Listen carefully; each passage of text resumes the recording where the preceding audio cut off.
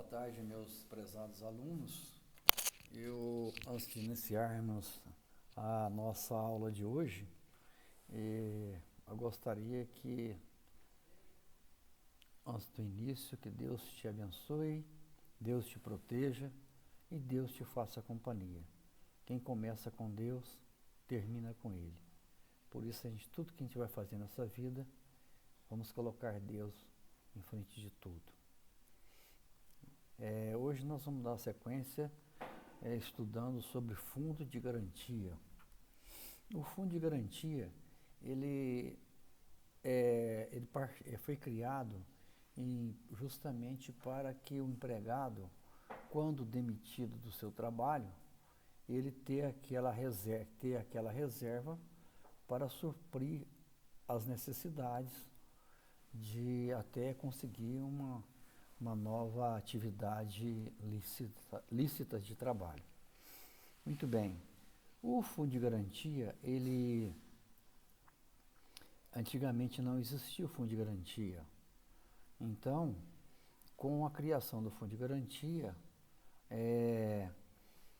o empregado ele tem algumas situações que ele pode sacar o fundo de garantia, ou então em situações que ele não pode sacar o fundo de garantia. Existem situações excepcionais, como a que nós estamos vivendo atualmente, no momento, é motivo de força maior. Ninguém esperava essa epidemia. Então, essa pandemia, ela trouxe muita dificuldade para o trabalhador. Muitos foram demitidos, muitos estão em acordo, redução de carga horária, e trouxe prejuízo para as pessoas mais pobres. O que o governo decidiu? Que nessa situação, eles abriu excepcionalmente, através da medida provisória, o saque de R$ 1.045 do fundo de garantia, quem tem depósito no fundo de garantia. Porque às vezes tem situações que não pode sacar, quando ele pede demissão, quando ele é demitido por justa causa, esse depósito fica retido. E pode ser sacado excepcionalmente no caso de casamento, uma doença grave, numa situação dessa pandemia, e outras situações de inundação, catástrofe, fenômenos da natureza. Pois bem, então, qualquer que seja o tipo de rescisão de contrato de trabalho, o empregado tem direito relativo aos dias trabalhados, então, até seu desligamento. Então, o empregado, se ele for demitido, sem justa causa, ele vai poder sacar aquele depósito que é recolhido mensalmente, e é 8% sobre o valor do seu salário. Esse mensal, o governo tem, a empresa tem que depositar esse mensalmente e fica retido. Se ele for demitido sem justa causa, ele pode sacar. Se ele não for demitido sem justa causa, com justa causa, me desculpe mais uma vez, e aí ele não, com justa causa, não saca. Sem justa causa, ele pode sacar, e a empresa, além de sacar esse dinheiro, a empresa tem que pagar ainda uma multa de 40% quando o empregado é demitido sem justa causa. Pois bem, aqui fala, quando a rescisão for por iniciativa da empresa ou pelo término do contrato de trabalho, esse valor será depositado na conta vinculada para o empregado, e tendo o direito ao saque e posteriormente já se o pedido de demissão partir do empregado ou houver dispensa com justa causa. O valor será depositado na conta através de uma guia de recolhimento do FGTS e de informações da Previdência Social, e o empregado não terá direito ao saque. Então, é que eu disse agora há pouco. Sem justa causa, não pode sacar. Com justa causa não pode sacar. Sem justa causa, ele pode sacar na integridade do valor e mais os 40%. Espero que não tenha pairado dúvida. Se houver, só entrar em contato, a gente esclarece com o maior prazer. O montante do FGTS poderá ser sacado se o trabalhador for demitido sem justa causa ou no término do contrato de trabalho por prazo determinado, inclusive no contrato de experiência, ou quando houver rescisão antecipada por iniciativa da empresa sem que o empregado tenha cometido falta grave. Aí o que eu disse e estou repetindo como reforço de tese, acompanhando os slides que eu já passei para vocês. Sobre esse montante ainda incidem 40% devidos nos casos em que, não havendo justa causa, a empresa decida rescindir o contrato de trabalho. Então, acho que ficou mais claro agora. Prazos. O empregado tem o seguinte, o empregador, a empresa, o empregador, tem o prazo para pagamento das verbas rescisórias. Então, quando a empresa demite o funcionário, ela tem que obedecer os prazos para pagar as verbas rescisórias, sob pena de multa. Então, vocês, como administradores e contadores, é bom vocês terem bastante atenção sobre prazos. Tudo nessa vida tem prazo, não é? Se você for analisar, nós estamos nesse mundo aqui de passagem, não é? Nós temos prazo de validade, não é? Prazo de validade de um produto eletroeletrônico, de empresa, tudo tem seu prazo e tudo passa. Mas continuando, o empregador tem os seguintes prazos, a empresa tem o seguinte prazo para pagamento das verbas rescisórias. Mandou o empregado embora, ela vai ter que cumprir o prazo para recolher as verbas rescisórias, ou seja, pagar, indenizar o empregado, bem como, se for o caso, a homologação da rescisão. Com a nova redação da Lei de Trabalho,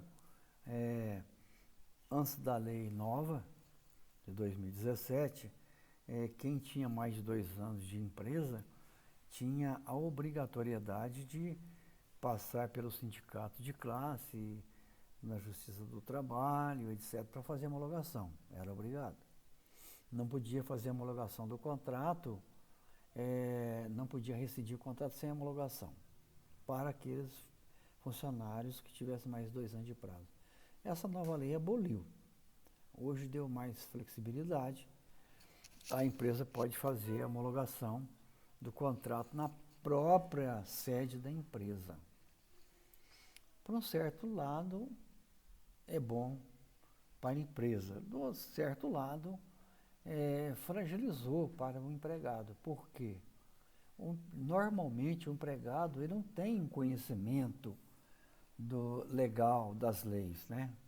Tem superficialmente algumas noções, mas às vezes o empregador que age de má fé, ele pode lesar o empregado na hora da rescisão. Ele pode omitir algum direito do empregado para ficar mais barato para ele na hora de indenizar. Isso já ocorreu, vai ocorrer. Infelizmente, existe muita maldade, muita má fé, muita ganância da empresa.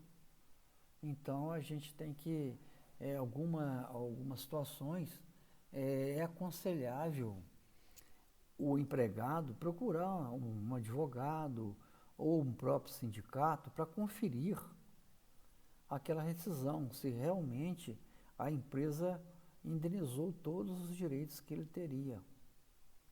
Aí ele pode ter a garantia de que não está sendo lesado na hora do recebimento das verbas rescisórias. Então, vamos ver aqui prazo. Até o primeiro dia útil imediato ao término do contrato, quando o aviso prévio tiver sido cumprido em serviço. Então, até o primeiro dia até o primeiro dia útil imediato ao término do contrato de trabalho, quando o aviso tiver sido cumprido em serviço. Então, se o empregado trabalhou, cumpriu o aviso, naquelas condições que nós falamos da aula passada, 23 dias, não é? Ou 2 horas reduzidas na jornada. 23 dias direto ou 2 horas de redução na jornada. Beleza. Vamos lá. Aí seria até o primeiro dia útil, se ele cumpriu o aviso. E em outra situação, até o 10º dia subsequente à data da comunicação da demissão, no caso de ausência do aviso prévio, indenização deste ou dispensa do seu cumprimento. Então, indenização de quê? Do aviso. Ou então, dispensa do cumprimento. Eu já disse também na aula passada, acho que vocês recordam, que tem situações que o empregador ele prefere pagar o aviso prévio para não ter um empregado insatisfeito na lida dos seus trabalhos. Já foi dito isso, acho que vocês lembram do que eu disse. Ou então, se ele cumpriu o trabalho, primeiro dia útil subsequente. Se ele não cumpriu, tem 10 dias para pagar. Se a empresa não pagar em 10 dias a rescisão das verbas rescisórias, ela vai incorrer em multa. Vamos ver agora um outro tópico aí, dando sequência aos nossos slides. Tempo de serviço anterior à opção do FGTS. Tempo de serviço antes da opção pelo FGTS. A Constituição Federal de 1988 estendeu a todos os trabalhadores, não é? Com exceção do doméstico, que ainda depende de lei, o regime do FGTS. É bom ressaltar aqui que quando a lei entrou em vigor da nova Constituição, o empregado doméstico ele não tinha direito ao FGTS, não é? Era uma classe que tinha prejuízos, né? Ela era uma classe discriminada, vamos dizer assim. O doméstico não tinha direito ao FGTS, agora não. Agora a lei a obriga ao pagamento das horas extras do FGTS, é obrigatório, mas eu estou falando aqui quando, nos idos de 1988, outubro de 88, quando a Constituição Federal, a nova Constituição Federal, estabeleceu o pagamento do FGTS. Então, com a nova Carta Constitucional, que é a nossa Constituição, os empregados não optantes até 88 passaram a integrar o regime do FGTS sem prejuízo da indenização pelo tempo de serviço daquela data. O que quer dizer isso? Eu já disse para vocês que antes de 88, o empregado que trabalhasse 10, 20, 30, 40, 50 anos, o empregador, ele tinha que indenizar o empregado todo o tempo que ele laborou para aquela empresa, ou pela pessoa física, fazendas, etc. Então, a indenização era uma indenização muito alta, porque pagava todo o tempo de serviço. 50 anos. Teve casos, e mais casos, muitos casos, em que o empregado ele virava patrão, e o patrão virava empregado. Mas como? Por que a indenização era tão alta quando o fazendeiro pagava aquela indenização para 1, para 2, para 3, para 10 empregados? Ele tinha que pagar. Se não pagasse, a fazenda ia a leilão. Ela ia em leilão, pagava o empregador, que era o fazendeiro, ficava pobre. E tinha situações que a indenização era tão alta que com o dinheiro da indenização, o empregado comprava a fazenda. E ele comprando a fazenda, invertia a situação. O empregado ficava dono da fazenda e o fazendeiro ficava refém do empregado. Ia ser empregado do demitido funcionário. Então, essas distorções, ela não existe mais, não é? Porque agora, com a lei de 88 para cá, o empregado só recebe 5 anos retroativo. Estão acompanhando o raciocínio? 5 anos retroativo. Ele não recebe mais 30, 40, 50 anos. Está limitado aos 5 anos. Você pode trabalhar 50 anos, mas você recebe só os 5 anos retroativos. Então, eu até costumo dizer para os alunos que, para vocês, para os alunos que já passaram, que muitos advogados enriqueceram. Ele tinha tinha muito lucro, recebia muitos honorários, 20% de uma indenização de 50 anos. Então, quando eu formei, existia essa lei, não é? Só que eu não dedicava muito à área trabalhista. Então, eu dedicava mais à área civil, penal,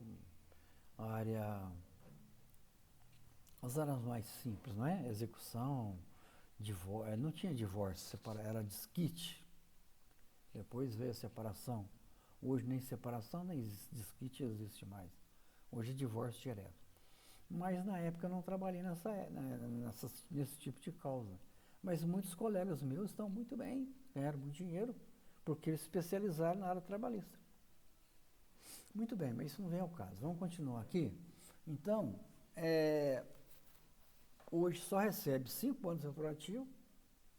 E falando em prazos, é bom ressaltar que o empregado também tem prazo hoje para ele reclamar os seus direitos.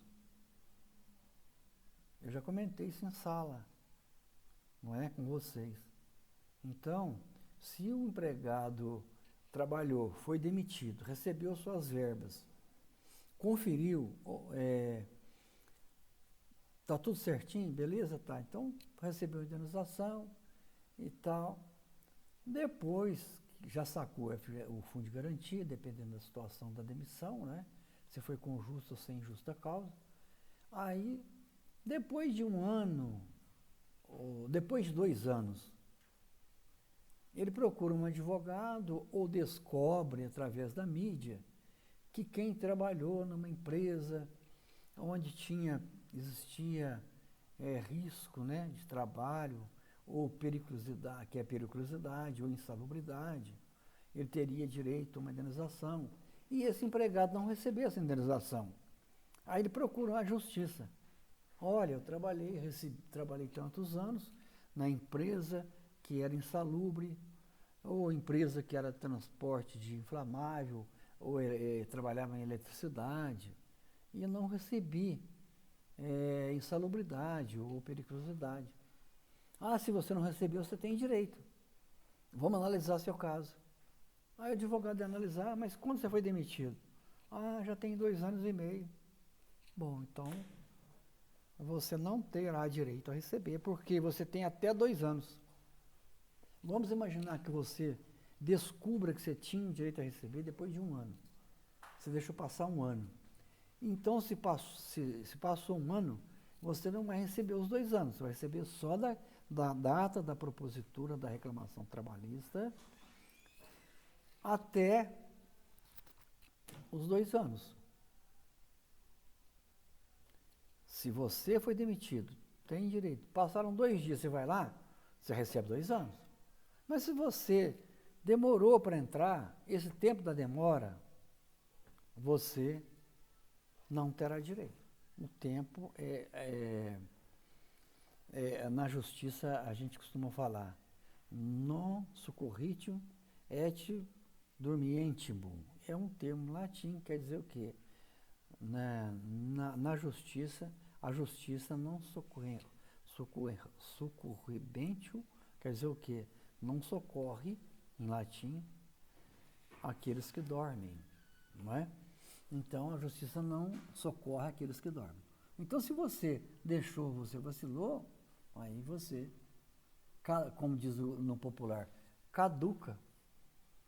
Eu quis explicar isso para um cliente uma vez no escritório, e ele estava com dificuldade para entender, pessoa bem simples, né? Eu falei assim, que vai prescrever o seu direito, mas não estou entendendo e tal. Aí eu fui explicando, e pegou ele, chegou à conclusão, então vai caducar. E isso mesmo, você definiu muito bem. Caducou o tempo de serviço, né? Então vamos lá.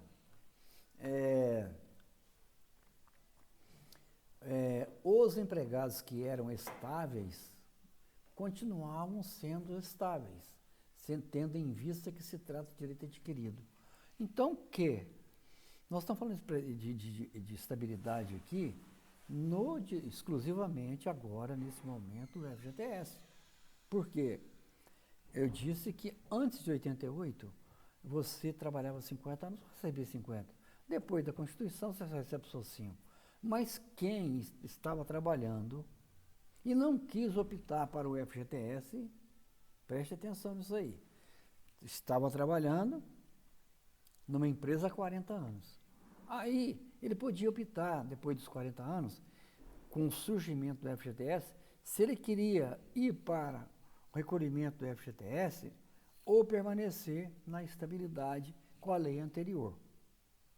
Ele podia optar. Se ele não optou, aí o direito que ele tinha na estabilidade é garantido.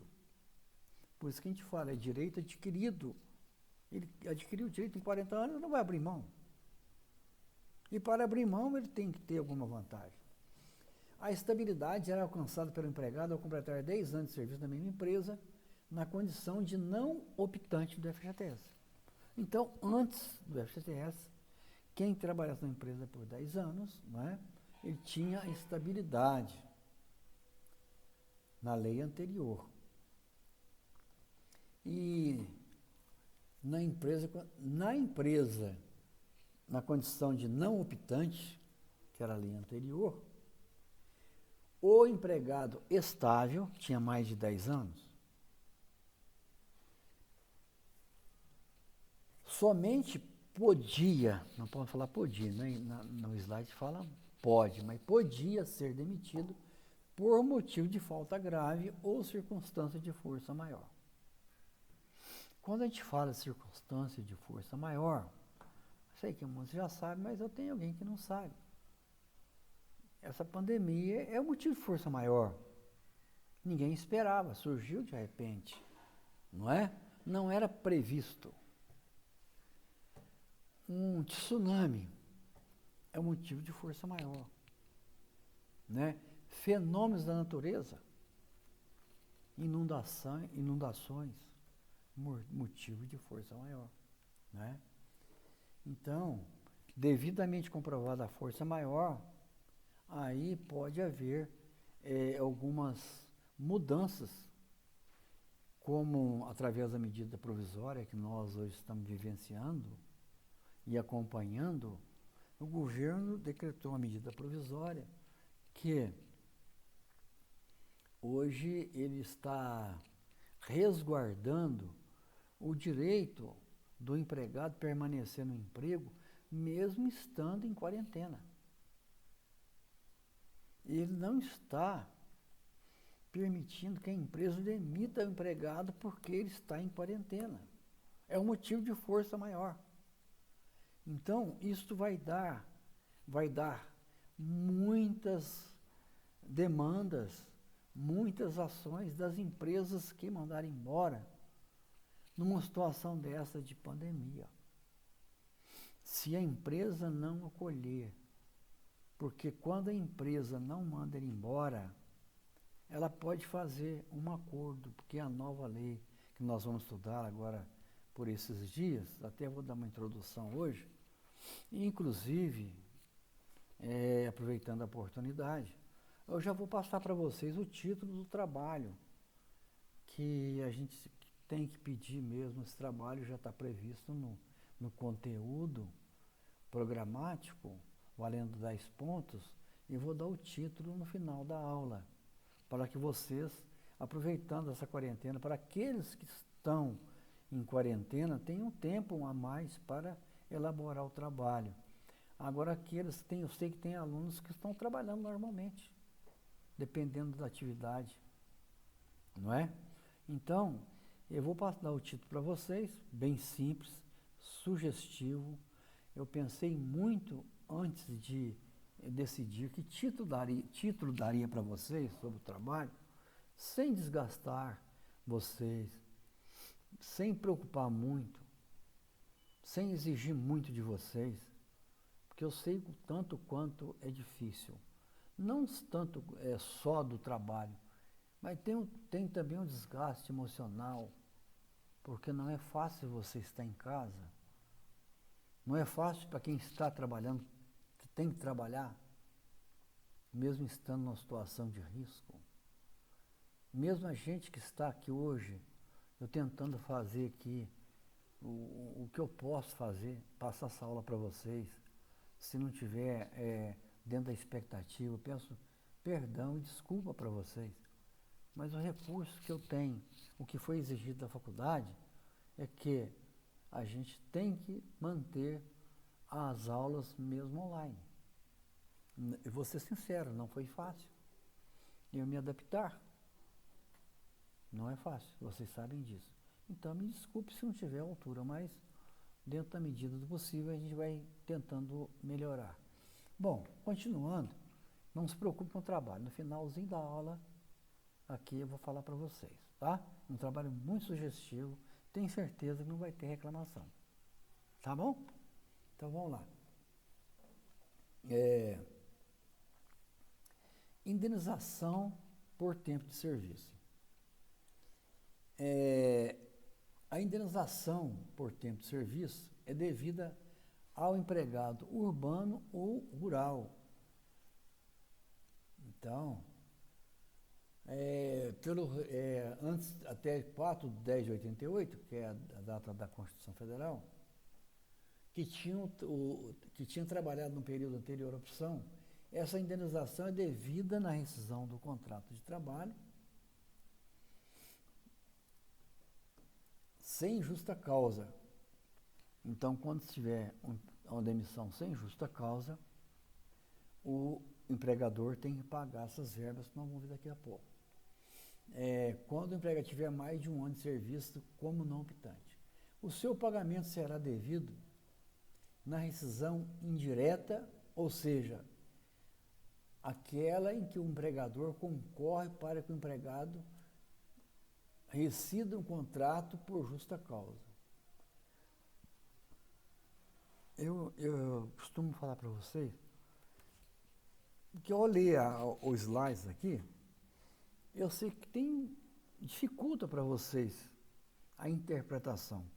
Por isso que na sala de aula, não é, presencial, a gente dá alguns exemplos, não é? Às vezes a aula fica até mais leve um pouquinho, a gente comunica, a gente quebra aquele gelo, né? Com algumas brincadeiras e tal. Então, aqui nós estamos levando assim, nós temos que ser mais objetivos. Mas o que eu quero dizer para vocês, tem que haver uma interpretação, e eu tenho que dar alguns exemplos para facilitar para vocês o entendimento. Aqui fala que o seu pagamento será devido na rescisão indireta.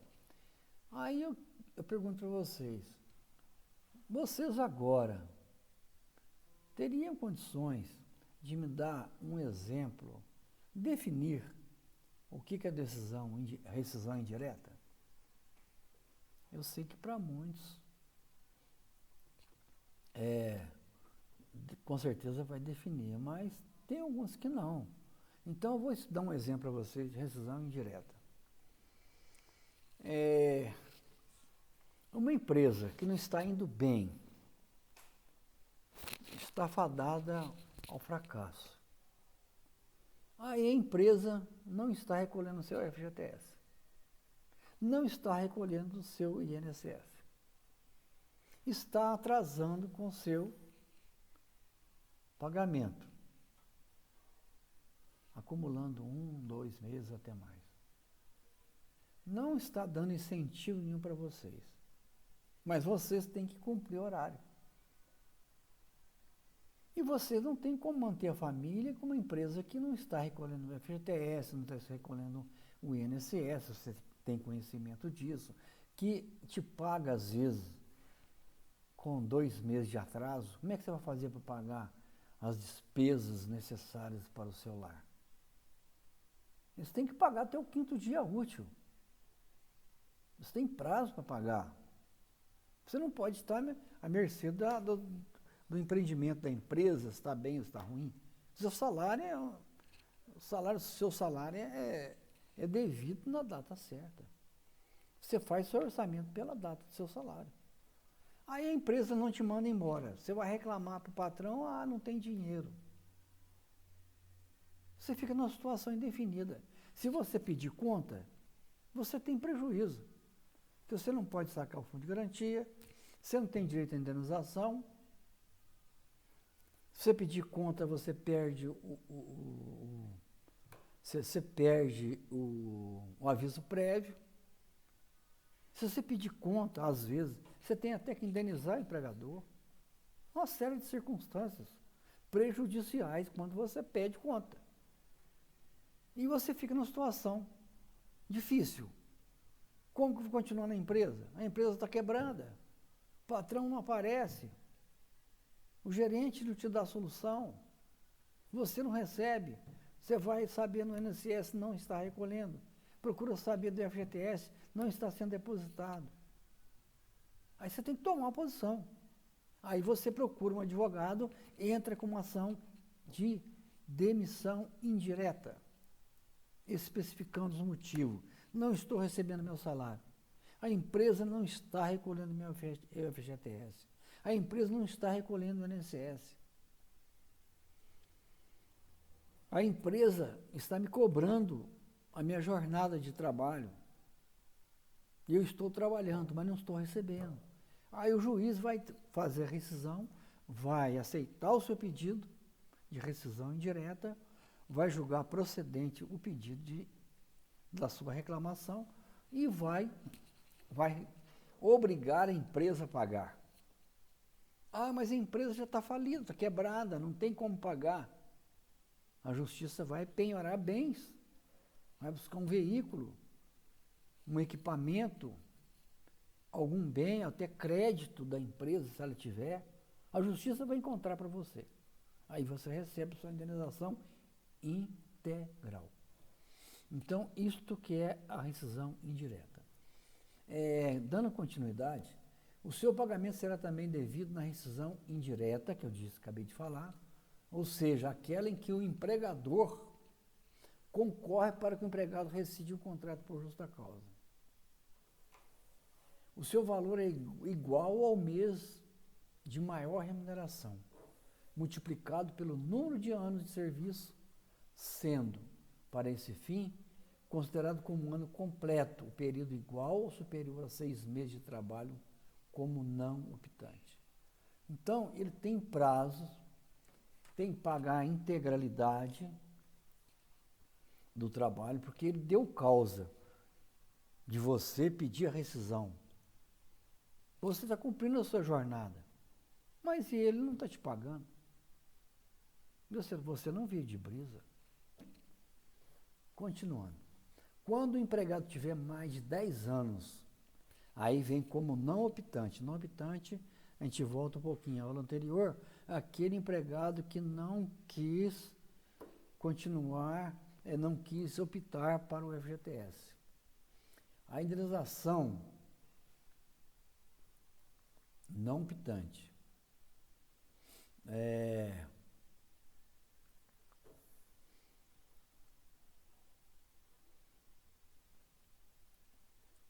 a indenização por tempo de serviço é devida ao empregado urbano e também rural não optante até 4,88.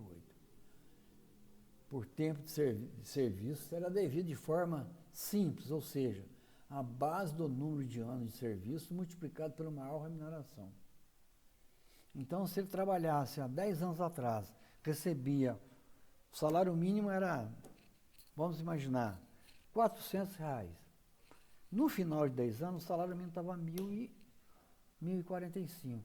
Então, esse tempo retroativo era calculado sobre o valor do salário atual, isso que a lei determina, né? Entretanto, quando o empregado tiver mais de 10 anos como não optante, a indenização será devida. Agora, o não optante, com mais de 10 anos, nós falamos até 10 anos, é o maior salário. Será 400, hoje é 1.045, até 10 anos, não optante do FGTS, preste atenção. Então, seria o maior salário. Agora, para aquele trabalhador que não era não optante, que hoje até não existe mais, porque já decorreram mais de 88, né? Para 2020, então a Constituição Federal já não é nova mais, né? A gente fala nova Constituição. Seria 32 anos.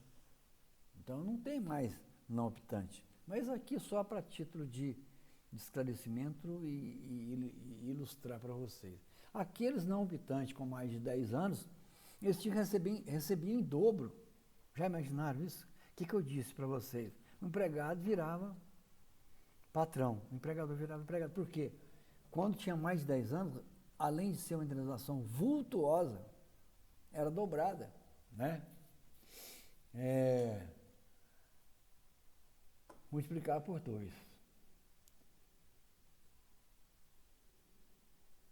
Então, vamos dar uma continuidade. Eu vou pular esse parágrafo aqui, que eu já comentei com vocês do não optante, né? E nesse caso aqui,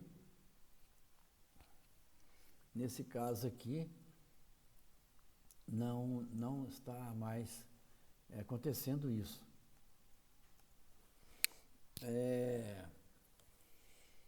Então, nós vamos hoje, eu vou dar uma pausa aqui sobre o FGTS, porque eu disse para vocês que hoje eu iria dar o título do trabalho para vocês, né? O trabalho vai ser da mesma forma que a gente está acostumado já, né? E eu sou até taxado como um professor chato, pelo professor que não acompanha a tecnologia, mas eu já dei os motivos. Porque eu preocupo muito com o aprendizado de vocês. A maioria, acho que já deve ter percebido isso. Por que eu exijo? Não exijo não, eu peço, não posso exigir. Eu peço para vocês, não é obrigado a fazer o trabalho manuscrito. Sinceramente, eu tenho muitos alunos que já passaram, que quando eles chegaram na faculdade, e os professores tinham dificuldade para entender o nome dele que assinava a lista. Quando não era feita a chamada pelo diário, às vezes a gente costuma ainda, quando em situações lá que a gente não acompanha pelo diário, passa a lista, por favor, às vezes até para ganhar tempo.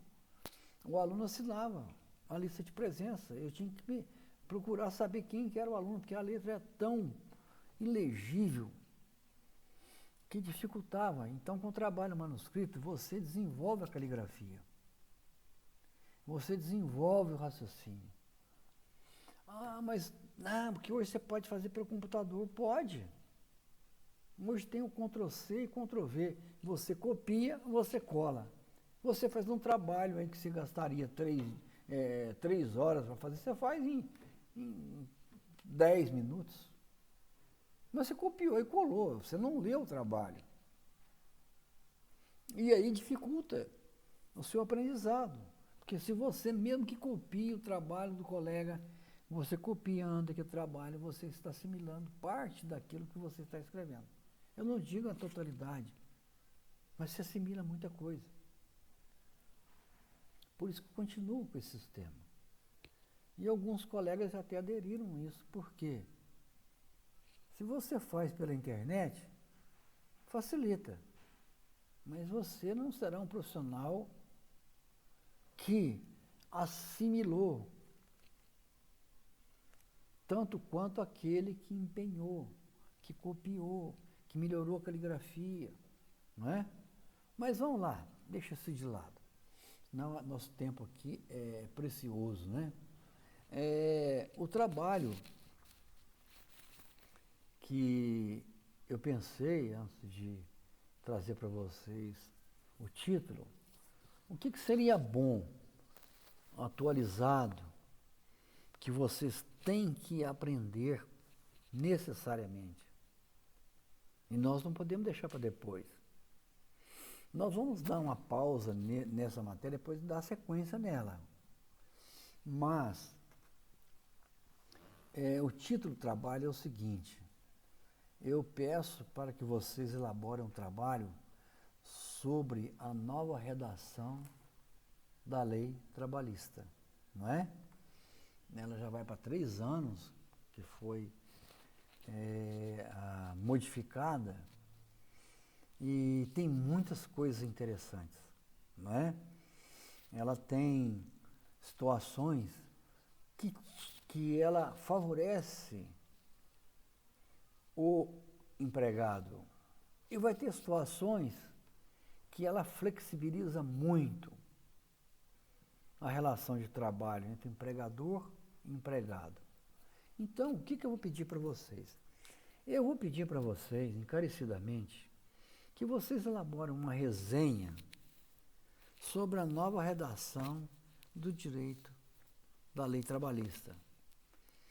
Uma resenha sobre a nova redação da lei trabalhista. Então, o que eu queria que vocês fizessem? Essa resenha, você vai explorar o que essa lei trouxe de bom para a sociedade. Se ela dificultou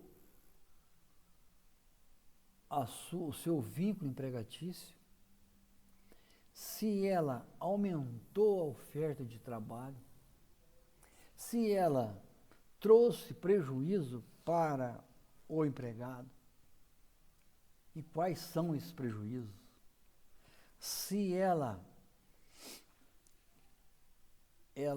motivou as empresas a investirem na sua atividade lícita. Porque vocês vão deparar com situações que os encargos sociais são tão altos que tiravam a motivação da empresa a admitir empregado.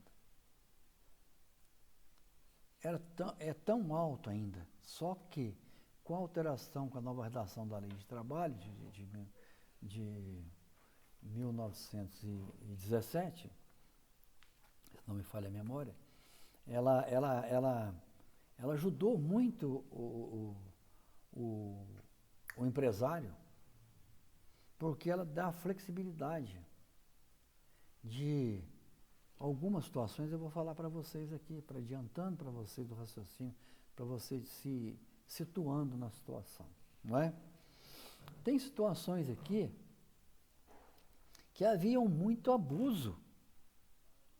A lei, ela é tendenciosa, mas ela era muito mais tendenciosa. Muitos advogados que tinham o seu escritório, a sua especialidade era direito trabalhista.